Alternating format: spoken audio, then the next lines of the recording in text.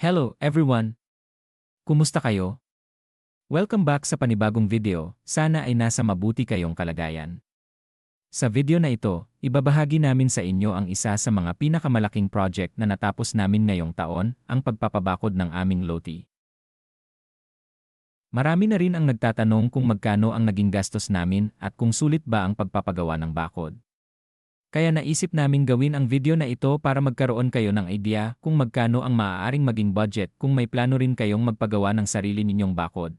Kaya kung interesado kayo, samahan nyo kami hanggang sa dulo ng video.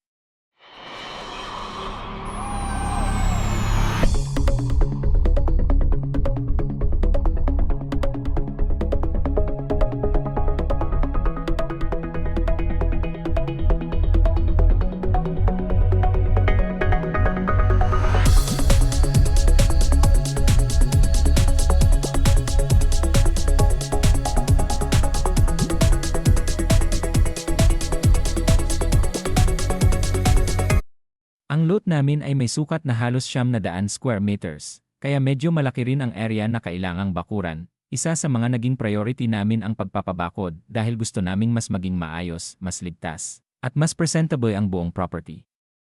Bukod sa malinaw na ang boundary ng loti, malaking dagdag din ang seguridad para sa amin. Ang itinayo naming bakod ay may taas na 12 patong ng hollow blocks, kaya talagang matibay at mataas ang naging resulta. Isa ito sa mga dahilan kung bakit mas marami ring materyales ang kinailangan kumpara sa mas mabababang bakod. Habang ginagawa ang project, talagang exciting makita ang unti-unting pagtaas ng bawat post at bawat pader. Araw-araw may nakikitang progreso, kaya mas lalo kaming na-excite na matapos ito. Hindi rin naging madali ang buong proseso, may mga araw na napakainit ng panahon at mayroon ding mga pagkakataong umulan, kaya pansamantalang huminto ang trabaho.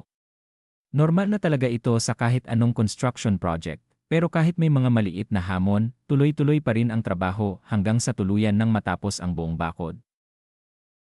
Isa sa mga pinakanakakatuwang bahagi ay ang makita ang transformation ng loti. Noong una, bakanting lupa lang ang makikita.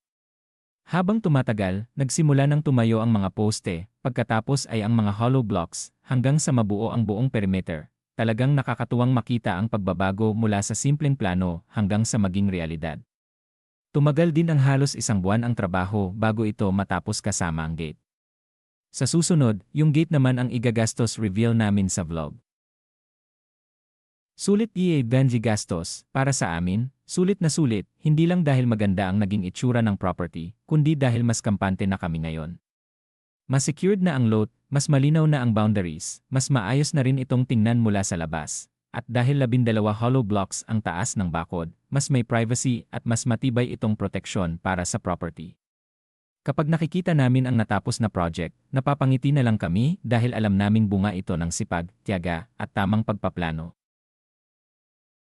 Mga tips para sa mga nagbabalak magpabakod. Kung plano ninyo ring magpagawa ng bakod, narito ang ilang simpleng tips mula sa aming experience. Una, gumawa ng budget at maglaan ng extra para sa mga posibleng dagdag na gastos. Pangalawa, pumili ng maaasahang kontraktor o mason. Napakahalaga ng magandang kalidad ng trabaho dahil pangmatagalan ang bakod. Pangatlo, huwag tipirin ang materials. Mas maganda nang gumastos ng kaunti para sa matibay na construction kaysa paulit-ulit na magpagawa ng repairs. At panghuli, maging patient sa buong proseso. Hindi man mabilis matapos ang construction, ang mahalaga ay maayos at matibay ang magiging resulta. Ito na ang pinakaabangang bahagi ng video. Para sa materials, ang naging total na gastos namin ay 256,000, kasama na rito ang hollow blocks, semento, bakal, buhangin, graba, tie wire, at iba pang construction materials na ginamit para maging matibay at pangmatagalan ang bakod. Pagdating naman sa labor, umabot kami ng 120,000. Kasama rito ang bayad sa mga mason at helper na nagsikap para maayos at matibay ang pagkakagawa ng buong bakod. At kung pagsasamahin natin ang lahat ng gastos, ang kabuang halaga ng project ay 356,000. Alam naming malaking halaga ito, pero para sa amin, isa itong investment na magbibigay ng benepisyo sa loob ng maraming taon.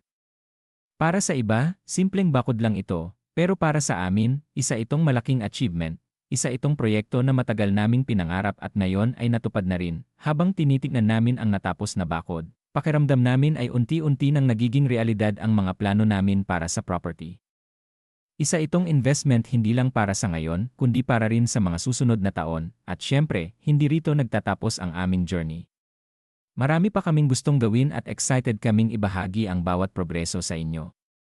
At ayan ang kabuuang detalye ng aming fencing project para sa halos 900 square meter na lot, materials, 256,000 labor, 120,000 total cost, 356,000 fence height, 12 patong ng hollow blocks. Sana ay nakatulong ang video na ito sa mga nagpaplano ring magpagawa ng bakod.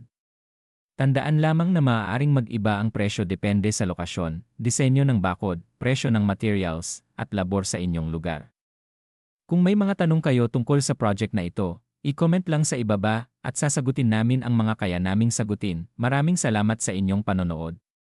Kung nagustuhan niyo ang video, huwag kalimutang i-like, i-share, at i-follow ang aming page para sa iba pang updates tungkol sa aming property at mga future construction projects. Maraming salamat, ingat palagi, at God bless. Kita-kita tayo sa susunod na video. Huwag kalimutang mag-follow, like and share para sa mga susunod pang update.